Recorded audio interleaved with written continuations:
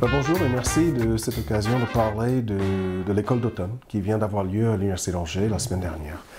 L'école d'automne, c'est l'école d'automne du programme Erasmus Mundus Nanophare, qui est un programme de doctorat conjoint, c'est-à-dire des doctorats en co-tutelle avec 6 universités qui réunissent 6 universités dans un consortium.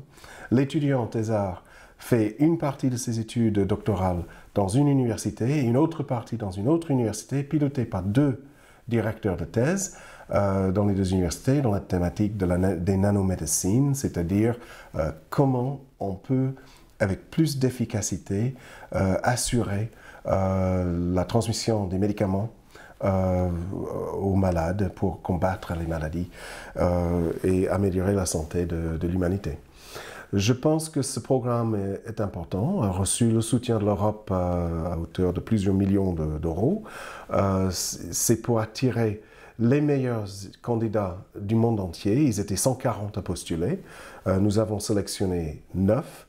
Nous avons des étudiants qui viennent de Swaziland, de l'Inde, de Chine, beaucoup qui ont fait des parcours, des Européens aussi, hein, des Turcs aussi, des Européens et des Français. Qui vont, à la fin de leurs études, recevoir 2 doctorats. Donc, ils seront soit en Angleterre, en Belgique, soit en France ou en Espagne, et ils bénéficieront donc d'un doctorat. Donc, la spécificité, l'importance de l'école d'automne de la semaine dernière, c'est de les réunir. Tous ces étudiants se sont connus et ils commencent le travail de former un réseau nanophare qui s'agrandira tous les ans avec une nouvelle promotion. Ils sont 9 cette année, plus 3 9 financés par l'Europe, plus 3 qui sont financés par d'autres formes de subventions de nos collectivités. Et nous espérons que les autres universités vont mobiliser leurs collectivités et d'autres subventions pour l'avenir, parce qu'il faut absolument que le programme devienne pérenne.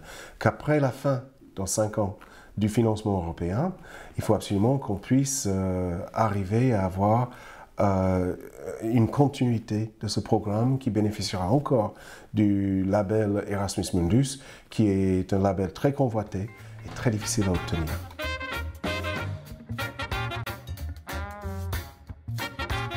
C'était énormément de travail pour tout le monde, mais je crois que tout le monde était heureux, y compris du programme social qui comportait un dîner dans un château et puis un voyage à Paris, parce qu'on ne peut pas que faire travailler.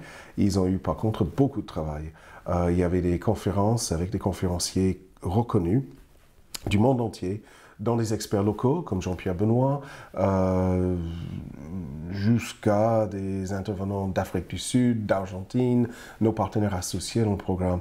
C'est un beau projet et l'école d'automne est en quelque sorte le début, le lancement réel et concret quand on voit ces jeunes qui ont été sélectionnés et qui étaient heureux de faire partie de ce programme et qui se mettent en réseau pour pérenniser ces contacts.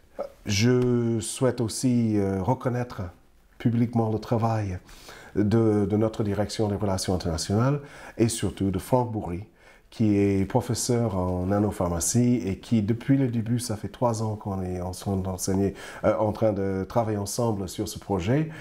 Franck a piloté le projet et il a pu réunir ceux qui sont dans le comité de direction, dont 2 experts qui sont obligés.